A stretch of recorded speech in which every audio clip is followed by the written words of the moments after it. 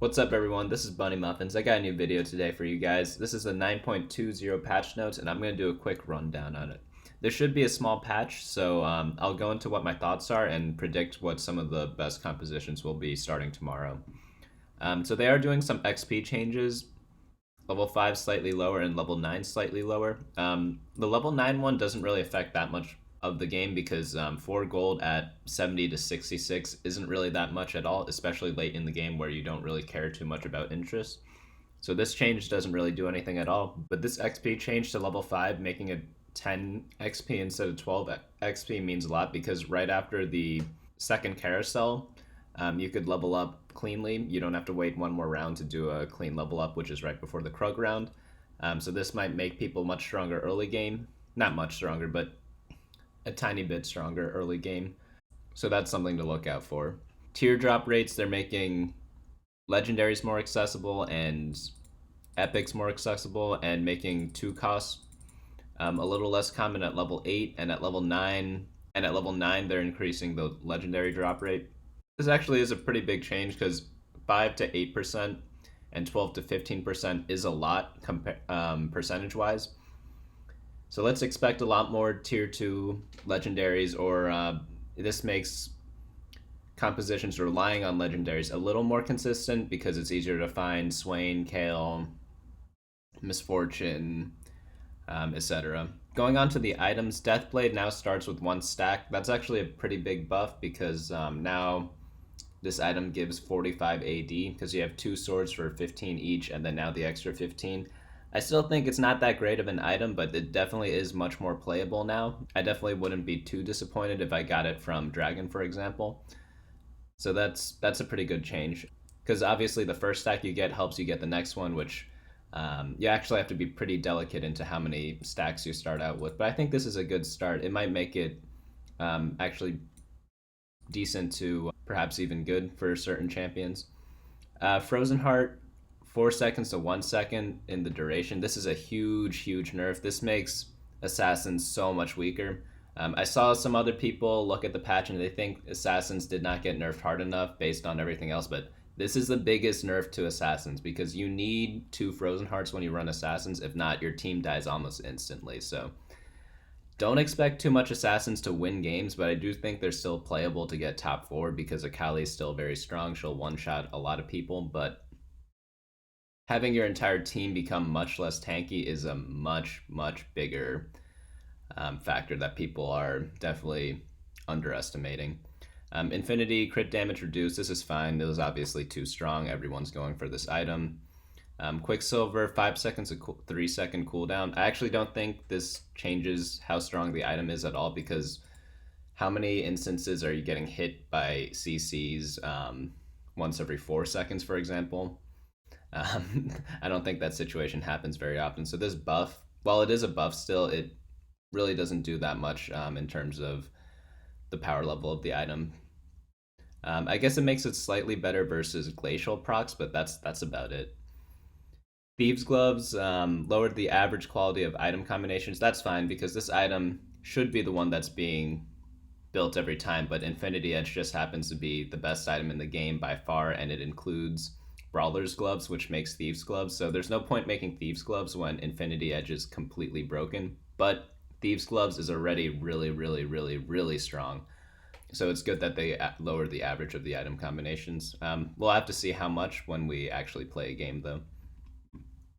Looking at the traits, Assassin nerf by 5% crit chance. That's fine. It's actually pretty big nerf, but we'll see how it actually plays out. I'm glad they didn't touch 6 assassins because I'm hoping that 6 assassins is like the main assassin build because it's easy to reach because there are a lot of assassins and you could build U-moves to get there. So I think 6 assassins should design the game to make 6 assassins the assassin comp to go for, and this is a start in that direction because 3 was too strong. Guardian bonus buff from 35 to 45 doesn't really do anything. Gunslinger doesn't do anything because no one ever runs 6 gunslingers because there's so many terrible gunslingers. Knights nerfed at 6 knights by 5 damage. Shouldn't really do too much. 60 damage reduction already reduces a lot of auto attacks from weaker units. and anything that does damage above that, such as Akali and Draven, they do like way too much damage for this to affect them at all. So yeah, Knights are still strong. I think they're actually going to be the strongest team composition in this patch. Wild attack speed nerfed. That's fine. Wild was pretty prevalent, but they're mainly prevalent because assassins are really strong, and you don't want someone to build Phantom Dancer and then your Akali can't kill anything anymore. So I don't think Wild actually did deserve a nerf, but I'm glad they did tone it down a little bit. But I don't think this was really that necessary. This shouldn't change anything at all. Champions Aatrox buffed. That's good because he's pretty useless in the mid to late game and after that. Akali nerfed. They shouldn't have buffed her attack speed in the first place, so I'm fine with this. Though I think they should lower it a little more because she is by far the best assassin. There's not much reason to go anything else. I'd even go so far to say that she's better than 2-star Kai'Sa.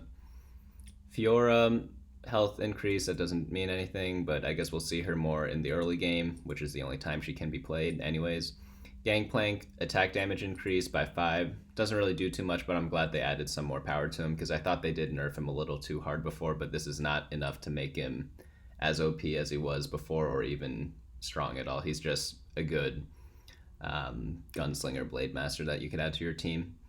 Kai'Sa, attack speed buff from her spell proc by a tiny bit. 20% at or a 20% increase at level 1 is actually pretty substantial. She also got a shield buff.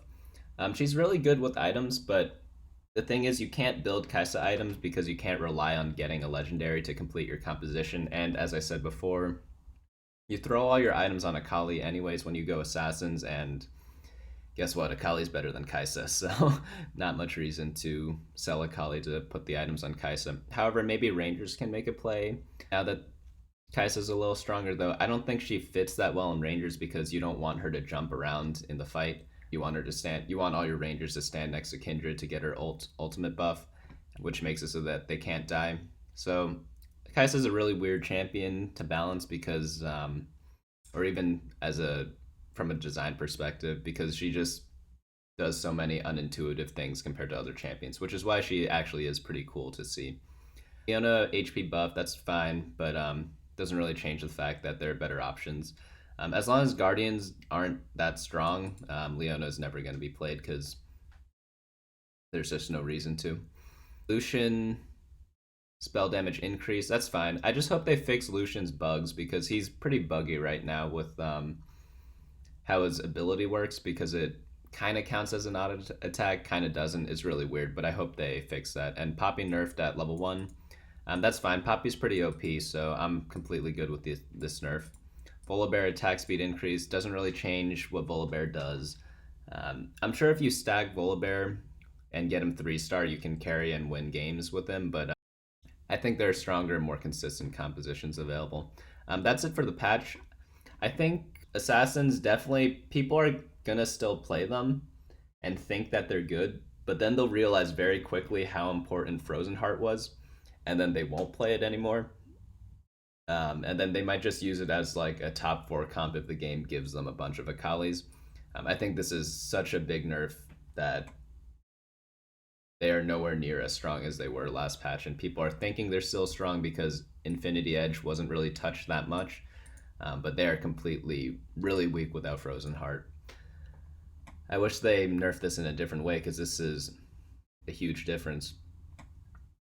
So I think definitely Knights are going to be very strong. Also, Yordle should be a little stronger too because less people will go Assassins, so less people will go Wild Assassins, so Dodge has more value.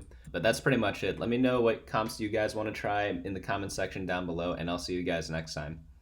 Hey guys, hope you enjoyed the video. Feel free to like, comment, and subscribe, and follow me on my socials below.